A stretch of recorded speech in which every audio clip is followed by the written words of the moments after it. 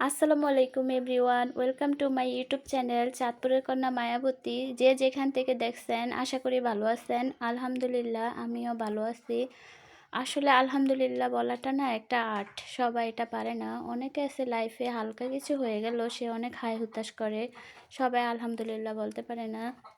লাইফে তো সমস্যা থাকবেই, সেই সমস্যাগুলো সমাধান করে আল্লাহর উপর শুকরিয়া আদায় করে আলহামদুলিল্লাহ বলতে হবে। তো আমার হাজব্যান্ডকে বলছিলাম টমেটো যেহেতু এখন কম দাম, কতগুলো টমেটো নিয়ে আসার জন্য। ও অনেকগুলো টমেটো নিয়ে আসছে। এর ভিতরে আমি অনেকগুলো আস্ত ফ্রিজে রাখছিলাম, আর বাকিগুলো এই যে সস বানাইতেছি। আমি যখন পাস্তা বা নুডলস রান্না করি তখন আমার এই সসগুলো আমি ইউজ করি, যেহেতু পাস্তাতে অনেকে সস ইউজ করতে হয়। অনেকে আছে সস পছন্দ করে না, বাট আমার কাছে সস অনেক ভালো লাগে। এর ফাঁকে আবার আমি ডিমের চপ বানানোর জন্য এক চুলায় ডিম আর আলু সিদ্ধ দিয়েছি, আর অন্য চুলায় সস বানাইতেছি। তো আমার হাজব্যান্ড আবার আজকে শুক্রবার মসজিদে মিলাদ পড়াবে, এ কারণে অনেকগুলো মিষ্টি নিয়ে আসছে মিলাদ পড়ানোর জন্য।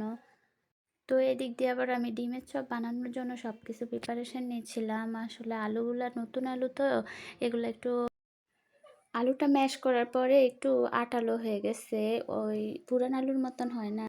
এই কারণে ডিমের চপগুলো আমার শেপ দিতে কষ্ট হচ্ছিল। তারপর অনেক কষ্টে এই যে মোটামুটি শেপ দিছি। আর কিছু কিছু আলু মাখা বেঁচে গিয়েছিল, সেই আলু মাখা দিয়ে আমি আবার একটু চিজ বল বানিয়ে নিয়েছিলাম। আমার বাচ্চারা, আমার হাজব্যান্ড চিজ বল এবং ডিমের চপ অনেক পছন্দ করে। এ কারণে আজকে এগুলো আমি কষ্ট হলেও রোজা রেখে এগুলো এখন সব কিছু রেডি করতেছি। তো এই যে আমি এখন এগুলা বানানো শেষ হয়ে গেছে। ইফতারের টাইমে আমি এগুলা গরম গরম ভেজে নিব। তারপরে গোসল করে নামাজ টামাজ পড়ে চলে গেলাম দুপুরে রান্নায়। দুপুরে আজকে আমি রান্না করব সিমের বিছি দিয়ে, মুরগির মাংস দিয়ে। তো এই দিক দিয়ে আমি তরকারি রান্না করতেছি, আর আপনাদের সাথে একটা জিনিস শেয়ার করতেছি। আজকে 2-3 দিন মোবাইল বলেন টিভি বলেন যেটাই দেখি না কেন, ছোটো একটা বাচ্চাকে নিয়ে যে সোশ্যাল মিডিয়ায় অনেক হইতেছে, ওই ঘটনাটা আসলে আমাদের জন্য নিন্দাজনক। আমাদের সবারই ছোট ছোট বাচ্চা আছে, বিশেষ করে মেয়ে বাচ্চাগুলোকে সবাই একটু দেখে রাখবেন। আশেপাশে কোথাও যদি যাইতেও দেন তাহলে একটু দেখে রাখবেন। একা কোথাও ছাড়বেন না, কারণ আমাদের চোখের সামনে সবাই ভালো থাকে, বাট ভিতরে ভিতরে এখন মানুষ আর মানুষ থাকে না।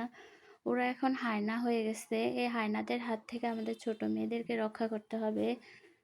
আল্লাহর কাছে দোয়া করি যেন এই ছোট বাচ্চাটা সুস্থ হয়ে যায়, কারণ আমারও সেম বয়সে একটা মেয়ে আছে 8 বছরের। এগুলো দেখলে আমরা যখন মারা দেখি এসব নিউজগুলো আমাদের বুকটা কেঁপে ওঠে। তখন ইমাজিন করি যে নিজের বাচ্চাটাও তো আজকে এই জায়গায় থাকতে পারতো। এইসব হায়নাদেরকে আসলে আমাদের রুখে দাঁড়ানো উচিত এদের বিরুদ্ধে। তো এই যে আমার তরকারি রান্না হয়ে গেছে, এখন আমি বিকালবেলা ডিমের চপগুলা ভেজে নিব।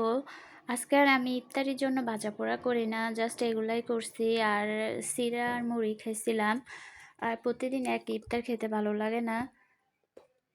তো আজকে এ পর্যন্তই। সবাই ভালো থাকবেন, আর আমাদের ভিডিও যাদের ভালো লাগে অবশ্যই সাবস্ক্রাইব করবেন, শেয়ার করবেন, কমেন্ট করবেন, পাশে থাকবেন।